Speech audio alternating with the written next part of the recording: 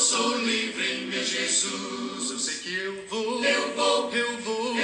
viver e proclamar que o meu Jesus morreu por mim. Sou livre em meu Jesus. Eu sei que eu estou. Olá, irmãos e amigos. Estamos juntos mais uma vez para o nosso Café com Deus. Meu nome é Edivaldo e hoje gostaria de compartilhar mais uma meditação baseada na carta de Paulo aos Gálatas, capítulo 3, versos 2 ao 5. Assim diz a palavra do Senhor. Gostaria de saber apenas uma coisa. Foi pela prática da lei que vocês receberam o Espírito ou pela fé naquilo que ouviram? Será que vocês são tão insensatos que, tendo começado pelo Espírito, querem agora se aperfeiçoar pelo esforço próprio? Será que foi inútil sofrerem tantas coisas, se é que foi inútil? Aquele que lhes dá o seu Espírito e opera milagres entre vocês, realiza essas coisas pela prática da lei ou pela fé com a qual receberam a palavra?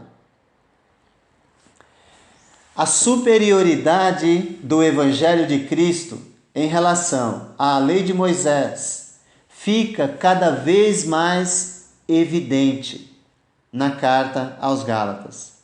E agora Paulo tem diversas perguntas que devem levá-los à reflexão e a nós também. Ele pergunta várias perguntas. Ele diz: respondam-me isto, somente isto. Vocês receberam o Espírito de Deus por terem feito o que a lei manda ou por terem ouvido a mensagem do Evangelho e terem crido nela? Será que Deus, quando dá o seu Espírito e faz milagres entre vocês, é porque fazem o que a lei manda? Estas perguntas exigiam uma resposta dos Gálatas. A própria experiência deles era uma prova irrefutável de que o recebimento do Espírito Santo, os dons espirituais que eles receberam e as maravilhas decorrentes do Espírito Santo tinham sido uma consequência da pregação da fé e não das obras da lei. Era importante lembrar, para frisar, que aquilo que eles receberam não foi por obras da lei e nem pela prática da lei, mas sim pela fé em Cristo e este crucificado. E também que estas maravilhas espirituais eram respostas da parte de Deus, como uma aprovação à fé que haviam depositado no Cristo crucificado e exposto diante dos seus olhos pela pregação do Evangelho.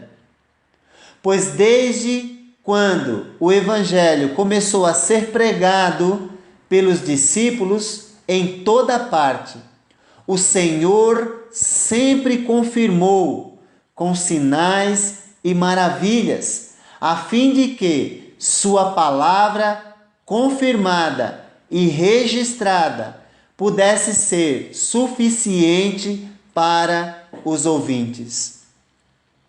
Nesse momento, vale lembrar que o Paulo está enfatizando que tudo o que foi feito, as maravilhas e os sinais operados por Deus, tinha como propósito confirmar a palavra de Deus. Por isso, no início da carta, ele disse: ainda que nós, ou mesmo um anjo, venha e pregue um evangelho que vá além do que temos pregado, seja anátema. Uma mensagem clara e objetiva para dizer que aquilo que foi feito, confirmado, registrado, é suficiente para os ouvintes. Contudo, os legalistas e judaizantes que estavam sendo pedra de tropeço para os irmãos nesse momento, sabiam muito bem que, na promulgação da lei de Moisés, o povo estremecia de medo. Quando a lei foi dada no Velho Testamento, o monte fumegava e tremia grandemente, e o povo era até ameaçado de morte caso ultrapassasse os limites que foram estabelecidos. Em contraste entre a promulgação da lei e a pregação do Evangelho, este contraste demonstra a superioridade do Evangelho de Cristo. Mas vale lembrar, depois que Deus deu a lei de Moisés, debaixo de todo o esplendor, esses sinais que foram dados, ele continuou fazendo aqueles sinais depois que a lei foi dada? Certamente que não, porque a lei para os israelitas foi suficiente. Certamente Deus que fez e operou grandes sinais para que o Evangelho fosse confirmado e registrado, também disse que depois do registro o Evangelho seria suficiente, não havendo mais a necessidade daqueles sinais.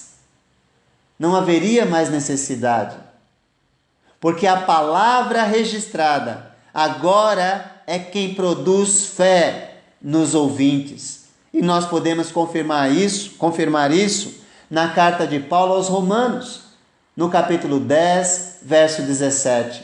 Consequentemente, a fé vem pelo ouvir a mensagem de Cristo. Certamente isso é confirmado pelo Evangelho de João, que diz que Jesus fez, na presença dos seus discípulos, muitos outros sinais que não estão escritos neste livro. Mas estes que foram registrados são suficientes para que vocês creiam que Jesus é o Cristo e, crendo, tenham vida em seu nome. João 20, 30 e 31. Então ele pergunta: como é que vocês podem ter tão pouco juízo? Vocês começaram a vida cristã pelo Espírito de Deus e agora querem ir até o fim pelas suas próprias forças? Que loucura! Que insensatez deixar a palavra de lado para seguir o seu próprio esforço, a sua própria maneira de fazer as coisas. Não pelas obras, mas pela fé. Porém, a fé exige que obedeçamos o Evangelho de Cristo e sigamos o seu exemplo, e sigamos a sua prática.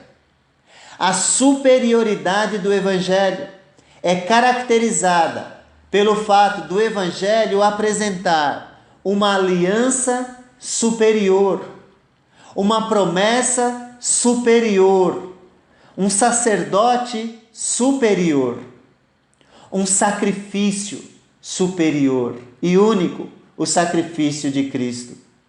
Também o Evangelho apresenta um descanso superior e até mesmo uma lei superior. Pois Paulo escreve aos Romanos: porque a lei do Espírito de vida em Cristo Jesus nos livrou da lei do pecado e da morte.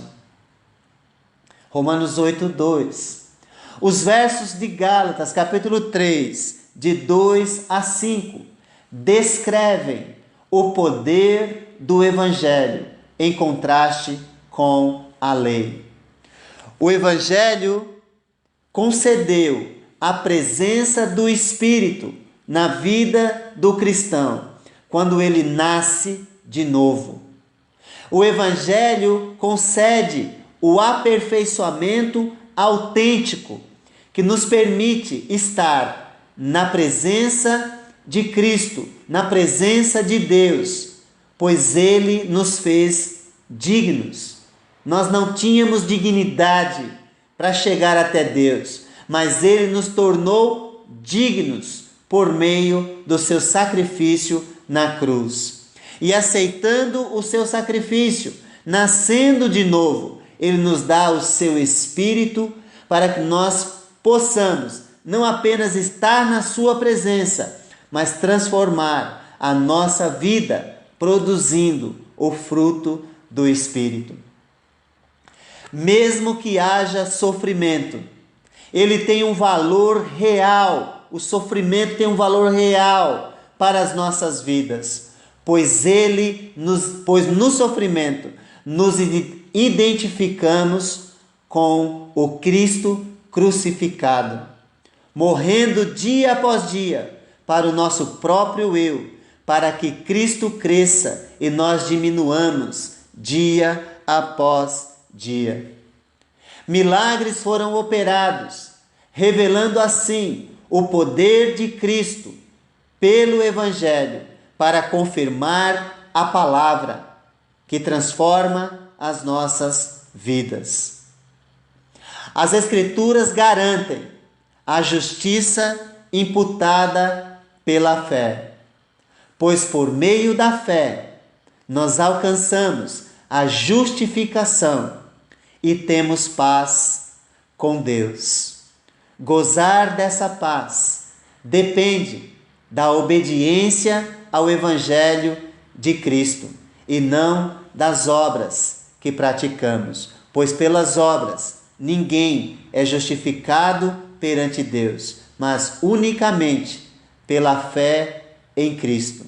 A fé que obedece aquilo que Ele manda, pois sem obediência a fé é inexistente. Que Deus nos abençoe e que nós possamos gozar da paz que Ele nos concede por meio da fé em Jesus. Amém. Eu sou livre em meu Jesus. Eu sei que eu vou Viver e proclamar que o meu Jesus morreu por mim. Ou eu sou Sou livre em meu Jesus.